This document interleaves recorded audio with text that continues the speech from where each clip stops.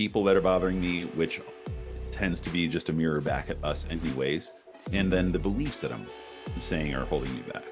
These could be fears, uncertainties. I don't know if the economy can handle it. Like, it's, all these external things theoretically. Yeah. And when we have these buckets, we can just ask, like, well, what's in my control? What can I do about this? Welcome to the Next Level Income Show, where it's our goal to take your income, your investments, and your life to the next level. I'm your host, Chris Larson. If you haven't yet, get a copy of our book for free at our website, nextlevelincome.com. That's www.nextlevelincome.com. Just click on the book link, and I'll even send you a copy if you put your address in. On today's podcast, we have Rusty Osborne. Rusty is the go-to coach for entrepreneurs who need to get out of their own way. He's helped hundreds of business owners ditch overwhelm, silence negative self-talk, and break through their biggest mental blocks. Using his no-nonsense negative mindset method, Rusty gets people back on track fast. If you're ready to stop sabotaging yourself and start hitting your biggest goals, then Rusty is your man. Listen up to our podcast today. Rusty, my friend, welcome to the show. How you doing? Doing well, Chris. How are you? I'm doing great. Yeah, we're just laughing because we were talking about our beards or my lack thereof at the moment. So for those of you that have been listening or watching the show for a while, you know that I have my seasonal beard that'll be coming up here not too long after this show airs. But Rusty is on today because one of the things that I think is probably more important than the mechanics of how success occurs is the mind. There's a lot of different things. People say, oh, where's the most important, 6 inches is between your ears. Your mind can create things. Perspective it is everything. I was talking to my son yesterday, Rusty. It was his first day of school, his first day back to school. Yeah. And he comes up the stairs and he's got his head kind of held down. And I was like, Miles, what's wrong, buddy? And he goes, I don't like school. Now, this is a kid who's everybody's friend, just he's great student, gets straight A's. And I'm like, you don't like school? And he goes, did you ever not like school? And I said, it's okay to not like things, from time to time. I said, but it's how we look at it. I said, why don't you feel like you like school right now? And he said, well, I don't have my best friends aren't in my class this year. And I said, that's a bummer. I said, well, let's talk about 3 things that you can get excited about going back to school. By the time we were done talking for about 5 minutes, he was, he changed his body language and it had perked up a little bit. I think that's a real simple way of how mindset works, Rusty. But we're going to really dive into how mindset can supercharge your performance if you're listening today.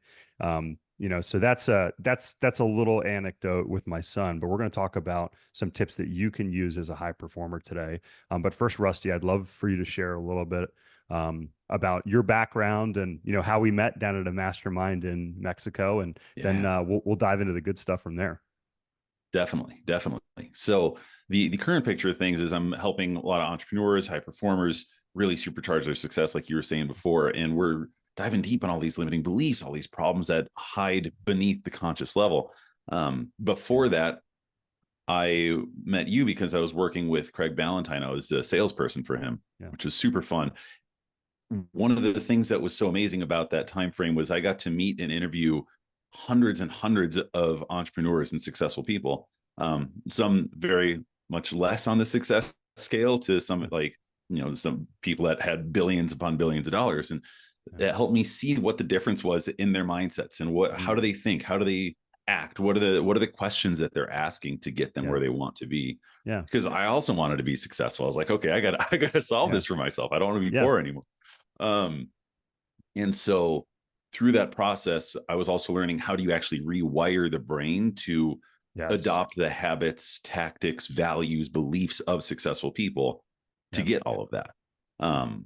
And so that was kind of the trajectory from the last version of me to this version. And way before that, I was a mullet wearing, long bearded, whiskey chugging country singer. So that's a whole nother story. But to be fair, you're a lot more fun back then, Rusty. You're so serious now, and I'm joking. I know. There's plenty of people that told me that too. And so it's not, but that's what happens with change, right? People don't That's always right. love Yep. change because you're a mirror for them staying the same. Yes, yes. What a great point. Yeah, what a great point. And yeah, for those that don't know you, I mentioned it in the intro, but you were a health coach. You lost 85 pounds, which is like, Yeah. that's like half a Chris, for Mm-hmm. listeners. That's a lot. It's a tremendous amount of weight. That's incredible. And you have to really charge through some walls and some limiting beliefs to do that as well, I'm sure. Mm-hmm. Yeah. Big time, Yeah. especially at that time I was on stage a lot as a musician. And so Wow. free food, free alcohol up till Mm, 3 a.m. every night, like all of that happening yeah. while Yeah. working, Yeah. teaching 40 hours a week and writing songs. Yeah. Like it was a whole Yeah. pile. So yeah, Yeah. having to really learn how to iterate yourself. How Yeah. do you actually make those changes in a way that'll stick Yeah. is kind of a big deal. Yeah, and changing, you mentioned the people that you surround yourself with when you make those changes, it can be a mirror, which can be uncomfortable for some people.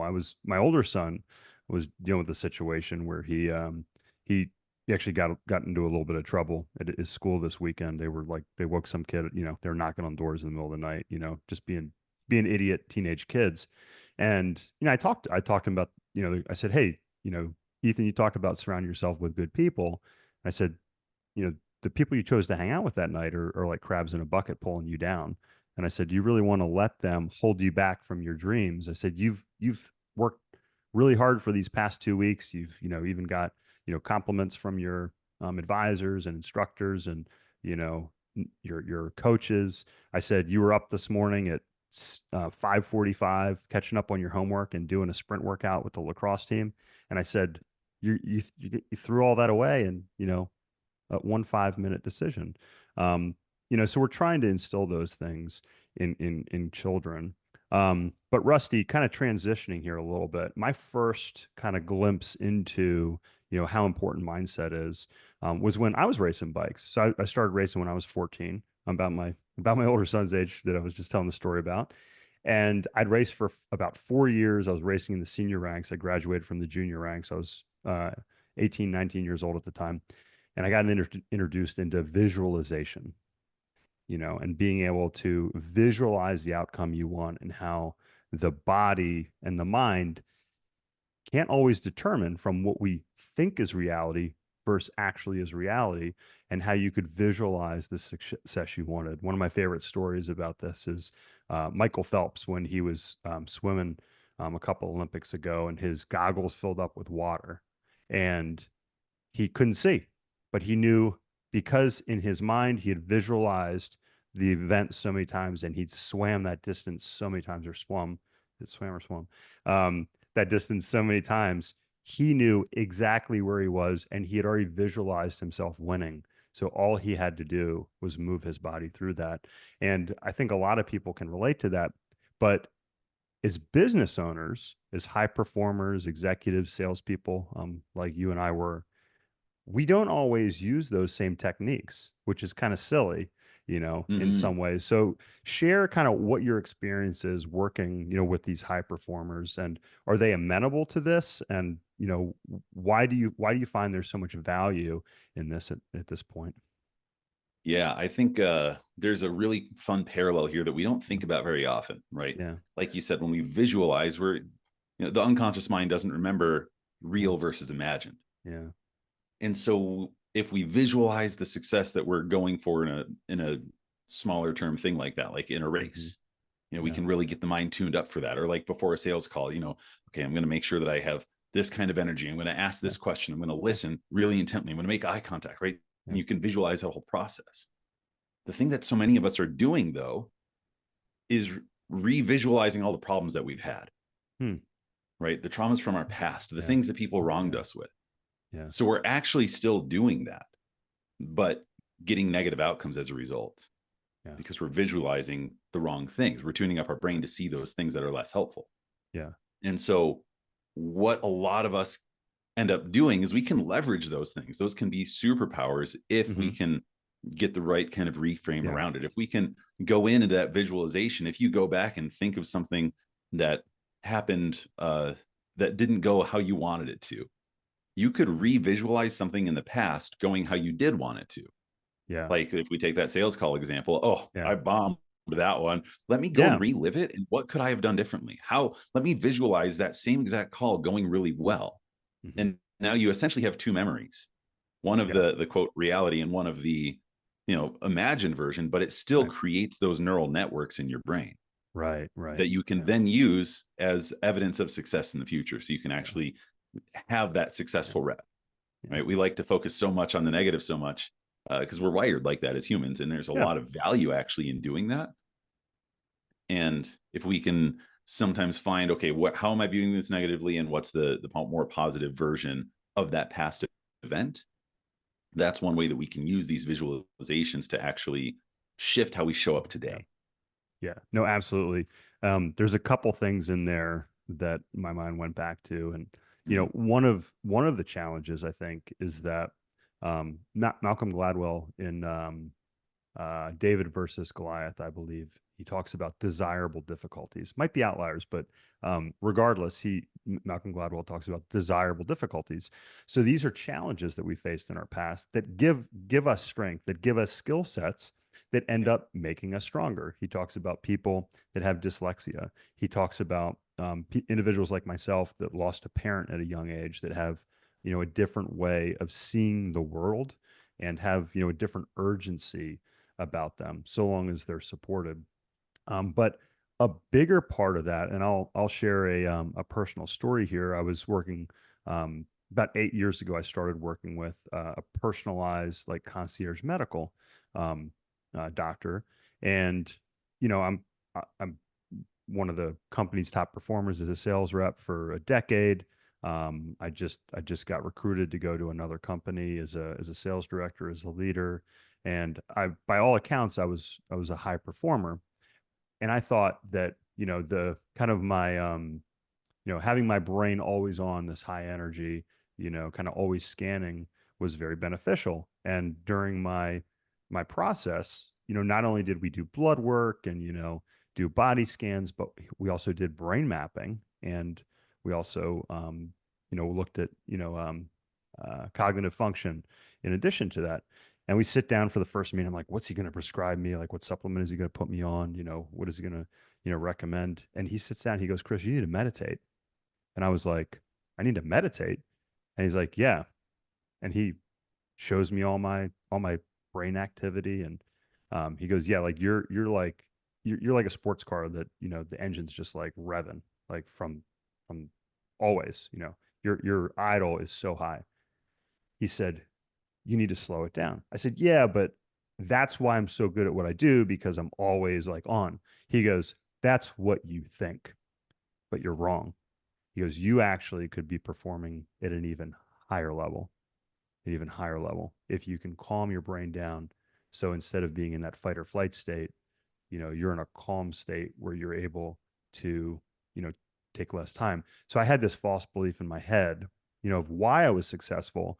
And it was actually preventing me from moving forward, because I was like, hey, look at my results, but they were actually preventing me from moving forward. And that's when I was able to really, jump up in my life. And that's one of the reasons I wanted to have you on, Rusty, is that I think high performers, we kind of get this sense of, hey, you know, we're good at what we do because of maybe even some of these bad things that happened to us, in the past. But if we can overcome some of those, as you mentioned, limiting beliefs, we can even achieve a higher state. What's your feedback on that? I'd love to hear kind of your perspective and Absolutely. what you take This from is that. so common, right? And I fall into it too sometimes, like, oh, but this anger that I have is really getting a lot done this week. Sure. Like I'm making strides. Yeah. Yeah. And so then we tend to not want to let go of something if it feels like that gives Mm. us the edge, right? Yeah. The advantage, That's a the good push, the that's a good drive. way. Yeah, like an edge, like a chip on the shoulder, right? Hmm. That sort of thing. Yeah, it's like Yeah. why get rid of that? It's like, hey, it's propelling me forward. But I found Mhm. that, to your point, I was using negative energy when I race. It was like soul sapping, Mhm. in a sense. So Right. And that's where we start to want to look at what is it that's going to get us the result that we're looking for, right? And sometimes anger, the dark side, that stuff really does get yeah, us the results, yeah, like we've all used that in yeah, some ways. it's not a sustainable fuel source. That's a great way to Right. put it. Not sustainable. Yeah. Yeah. And it can get us results. There's times where, like, even I was just backpacking over the weekend, and I was like, this hurts. Like another mile straight uphill with, a 40-pound pack on. It's hard. With my dog who's trying to chase every chipmunk, right? All these things. So like a little bit of like anger, and I'm going to take charge. This is going to get done. Like it got us back on track. Got the dog back under control. Like it helped in that short term. Yeah. But that's not the fuel source I want to run from, because It's great. people buy from people they know, like, and trust, right? So we want to have that know, like, and trust factor, just as friends, as dads, as relatives. It's not like as all of these things. And I just went off on a tangent. The squirrel thing really distracted me. Where was I going with this? Yeah, isn't that ironic? Positive. Yeah, so we were just talking about like, some of these things that we view as our skills, are actually, that may have gotten us to where we are, actually holding us back from moving forward. One of my clients, a story on this that'll illustrate it. He has his entire life extremely angry, rage, thinks that everyone is out to get him, but he's done really, really well with that anger and rage beneath him, really driving him. And what he says that we did is that we uninstalled the anger and then reinstalled a healthy version, because anger is something so creative, something that does give a lot of drive. And so there's times where anger is so helpful, but it was killing him. He wasn't sleeping. Sure. Yeah. And so as a result of reinstalling anger in a helpful way, which is very doable, very quick, and very possible for everybody, is now there's a way to leverage that heat, that like desire, that charge to get things done, but not aimed at other people, not aimed back at ourselves. That's so self-berating. Right. And so it gets very effective, very tactical. And then, we can rev the engine for that minute when we need it, and then bring it back to idle, so we're not, burning too much fuel. Yeah, or blowing the engine up, right? Which is the other thing. It's kind of like, I watch F1 races a lot, and they run their qualifying laps way faster than they run during the race, because they don't want to burn the tires up. They don't want to burn too much fuel, and they only have so many engines throughout the season, so they have to run below that. But that car can go really fast if it has to, but that's not actually the way to get the highest performance for the longest period of time. I think I love that analogy. Tim Grover talks about in the book Relentless. He talks about that dark side, kind of that. I'd like to talk about, I can't remember if he said this, but having kind of that that back pocket, where you can reach into if you really need to. But baseline shouldn't be there. It's like, hey, if your back's against the wall, you need to defend yourself in a dark alley, your children or your family, or you got to push yourself through a really tough time, or push yourself beyond other people. That's a good time to reach into that, when you need it. But if you can, like you said, remove that as your baseline operating system, and just have it kind of like that F1 engine, where you can tap into, the alternate hybrid fuel source, as it was, then you actually have a higher performance that you can tap into, but it's much more sustainable. I love that. I think that's probably quite common, because I think you work with a lot of alpha males, high performing individuals. Most of the people I know that are like that, they're not afraid to compete, go toe to toe, raise their voice, get upset, because it's like, hey, the world's kind of a jungle, right? But you're going to turn a lot of people off if you do that, or maybe even destroy yourself from the inside out, because you're always trying to come back from that. Do you see like substance abuse kind of tied up in these things, alcoholism? And that's one thing I've noticed, in high performers. You see, alcohol, sometimes even drug use, that's kind of wound up in these things. What's your experience with that? Are you a high-income business owner or professional earning $200,000-$300,000 or even more a year, but still feel like you're living paycheck to paycheck? Are you comfortable working until you're 65 or 70 to retire, or do you want to achieve financial independence and live life on your own terms? You could join myself and Matt Ford and learn how we both became financially independent in our early 30s We will teach you how to make, keep, and grow your money, teaching you strategies to maximize your earnings, keep your income that you've earned through tax strategy and legal structures, and ultimately teach you how to grow it by determining your personal investing strategy, as well as teach you how to analyze investments so you can grow your passive income to the point to live life on your own terms. Our coaching clients reliably do this in 7 years or less. To learn more, check out our coaching program at nextlevelincome.com/coaching. That's nextlevelincome.com/coaching. Yeah. Very common. And I myself have a history with alcohol because I was on stage for so much. It was part of the life. And learning how to have your edge without the alcohol, or even like I was stressed out the other night and I was like, I need wine and ice cream, like that's the only thing that'll solve this. Like, okay, really, is that it?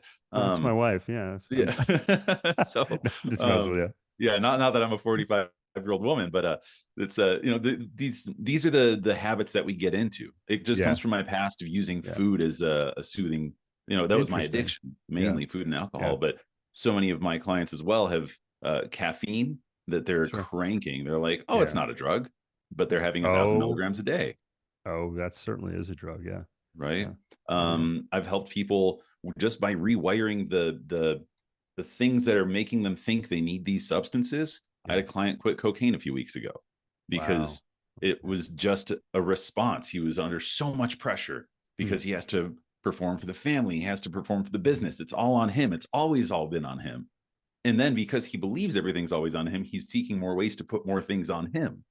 So all that pressure, where was the release valve? Interesting. Yeah. And once we could rewire his association with that pressure and that everything has to be on him, suddenly he's like, oh man, I'm not craving that. Yeah. Right. And so these things are very common, and the addiction is not the problem. The addiction is a symptom. The addiction is simply a symptom that there's inner stuff going on that you haven't looked at yet. Right. And it might seem trivial. Even we mentioned this earlier, this idea of like relative trauma. Like we all have things from when we were kids that were traumatic in some way. Maybe it wasn't a massive like physical or sexual abuse, but it could be that Timmy called you fat in 3rd grade. And for some reason, that story stuck in your head. Yeah. Right. It just was painful enough at the right place, the right time, that it stuck with you.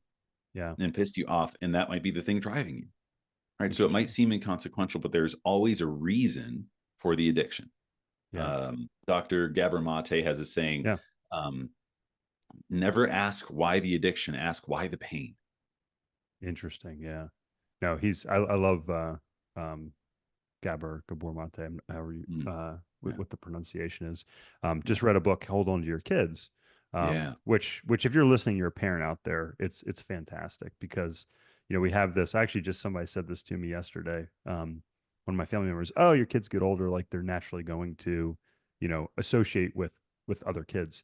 And he talks about how, in Hold On to Your Kids, like if you continue to foster those things. I actually used that with my son the other day in that same circumstance where he had, gotten himself into trouble. I said, hey, listen, your dad made the same type of mistake. I was actually older than you. I shared a couple things, to say, hey, look, like we have this in common, but this is how you can do it. Because the symptom was, or the cause was that he's like, oh, well, my friend was making fun of me for not being willing to do it. So I went along with it, because he was trying to have that association. And again, we're, kind of going back to children, I think, this is where a lot of this stuff comes from. But if I'm listening to you for the first time, Rusty, we've talked a lot about this. I've shared some, some very, very personal stories and some of the work that I've done over the past, couple decades. But if somebody's listening for the first time and they're like, yeah, that's great, Rusty and Chris. I'm not really interested in looking, we talk about having baggage. It's like, I don't want to look in those bags. I might find something like, who was that guy that got arrested for stealing clothes at the airport I'm just kidding. But if somebody's listening, like, hey, that's great, but this sounds too overwhelming to handle. Can you share a little bit about kind of your process and how Yeah. you go through this so that you can get the positive results? Um, because Hmm. look, you know, just like me, when I heard the doctor say that, you know, Yeah. I kind of bowed up in a macho way and was like, oh no, like that's why I'm strong. Like Yeah. I'm tough because of these issues that I was dealing with in the past. And Hmm. this is my strength. I don't want to let go of it. How do you kind of work through that? Like, what's your process like? Yeah, it's I like to keep it really simple, Yeah. and I want to meet people where they're at. And a lot of Yeah. us are inherently negative, like we talked about. So why not use Hmm. that to our advantage is one thing that I think about. Hmm. So as high performers, we have a goal. Like we're all Yeah. aiming for something, you Yeah. know? And if we think about that goal, so if you're listening right now, you could say whatever your goal is, right? I want to make sure I hit my first 7 figures this year, or Yeah. I'm going to double the size of my team so we can scale to another level, whatever that might be. Think Yeah. about that goal, and then let's just think negatively. What is everything in your way? Everything that pisses you off, every skill you don't have, every person that bothers you, and like that darn thing that your wife still hasn't taken care of, right? Or whatever that thing is. Write down all that Yeah. stuff Yeah. because that's all on your mind, and you're Sure. probably going to blow through those obstacles in some way or another, Yeah. right? When we make that list of obstacles, we can then ask, like, what are just the themes? What are the core buckets these fit into? And they typically fall into skills I don't have, Yeah. um, people that are bothering me, which tends to be just a mirror back at us, anyways, and Hmm. then the beliefs that I'm saying are holding me back. Yeah. These could be fears, uncertainties. I don't know if the economy can handle it, like, which, Yeah. all these external things theoretically. Yeah. And when we have these buckets, we can just ask, like, cool, what's in my control? What can I do about this? Hmm. And that way it's a simple itemized list of everything holding you back, and we can start busting through that. Yeah. And Yeah. when I we like that. Yeah. attack it from that direction, it's pretty simple. We're Yeah. using our human wiring to be negative, write out all the negative stuff, Hmm. then find the 80-20 of it. What's the 20% of things that, if solved, will give you 80% of the results? I love that. Yeah. And listen, like I'm listening to you, and if you're listening to this podcast, you're probably a problem solver. You're probably good at solving problems and providing a lot of value for other people. So, you're what you're talking about, Rusty, is going through the same process, saying, "Hey, what are these Mm-hmm. issues? How can we work through these in a sequential manner and do Mm-hmm. that?" For people that are used to, kind of doing this themselves, what's the advantage of working with somebody versus just saying, "Oh, I'm gonna look in the mirror and I'm gonna write these issues out," and or what, I don't, I think it's become more, um, maybe even to a fault, working with like therapists, um, Mm-hmm. it's like so many people work with therapists now. It's becoming more acceptable. Yeah. But I certainly was reluctant before I ever spoke to somebody Mm-hmm. several years ago, because to me it was like, hey, I don't want to admit I have a problem, and it seemed kind of weak at the time, Yep. to have to go talk to somebody. Um, you know, who's your typical coaching client, and why is it better to seek help in this circumstance to improve your performance? Mm-hmm. The first, I'll answer that second question first. Like, Yeah. why should we seek help? Yeah. We like to buy speed. If you Ooh, want to that's go good. Yeah, success faster, loves speed. There you go. success loves speed, right? Like, Yeah. if you want, let's take the mountain climbing analogy, right? If you're going Yeah. to climb a mountain and you want to get up there as fast as possible because you like to win, because winning's Yeah. great and I love winning, Yeah. the easiest way to get up there isn't to have like the new fancy pair of shoes, Yeah. right? The affirmation that'll make you believe that you can do it. It's taking off the 100-pound backpack that you're Yeah. carrying. Get a Sherpa to carry it for you. Right. Yeah. Right. Something like Ask for that. some help. Exactly. Yeah. Yeah. And so where I come in is when someone has these big goals and they've got Yeah. something they really want to achieve, they don't always know what that 100 pounds in the backpack is. Yeah. Yeah. Yeah. So I You're go like around and me. I look for the thought I blind was like, spots. yeah, I thought it was an advantage, but really it Mm-hmm. was holding me back. Yeah. Yeah. And so if we can let go of that, the weight, the things slowing us down, we can make a lot more progress a lot Yeah. faster. That's And so awesome. that's why I seek help is I want to buy speed, and I want someone to find my blind spots because I don't believe everything that I think. Right? I always think I'm doing the right thing. And I've been proved wrong a lot of times, right? Like we all have. Yeah. And so if we can have someone find those issues earlier to get them out of the way before they become a massive problem, it makes a huge difference. Yeah. I love that. So, I love that.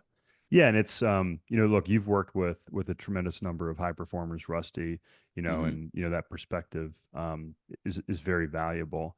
And so if you're listening and you're saying, hey, like I want to be more successful, I'm at a plateau, because I find a lot of people, at least kind of in my demographic, people have been working, they've been a professional for say 20 years. They're very successful, but they want more time with their children, or they want to take their business to the next level. They want to scale it, or and do something like that. They have a new business idea that they want to grow, and they're just not quite sure, how to piece those how to put those puzzle pieces together. So if somebody wants to learn more about what you do, Rusty, and get a hold of you, what's the best way to find out and get in touch with you? Definitely. So the quick way is you can just shoot me an email, rusty@rustyosborne.com. So that's there. I'll also, as a gift, I have something I call the negative mindset method that walks through that process we talked about, but also has a guided visualization that helps you access that unconscious wiring so you can start doing this work on your own immediately. Because success loves speed, I don't want you to have to wait until, like when my calendar finally opens up or anything like that.